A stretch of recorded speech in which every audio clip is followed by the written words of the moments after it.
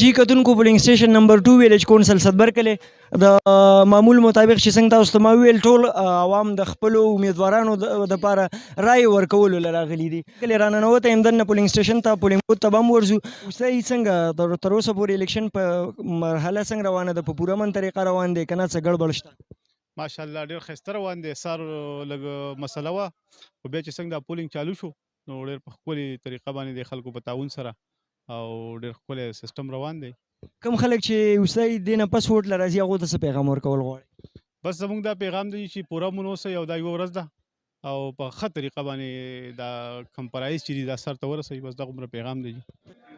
جی کتونکو په پولینګ سټیشن نمبر 2 کې په پولینګ بوت نمبر 1 کې ولاړ یم دا وخت دلته هم دغه د الیکشن هلې ځلې په پوره من طریقه روانې دي ټولې پولینګ ایجنټان ناست دي پریزایډینګ افسر ټول ناست دي مینې څنګه کار برابر روان دی تسلیم ده ماشاءالله هر څه په طریقه باندې روان دي خو ښکلي په پوره من طریقه په ښه پوره من طریقه ان شاء الله زه تشکر صحیح ده مننه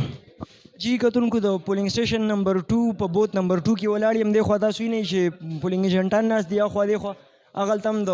الیکشن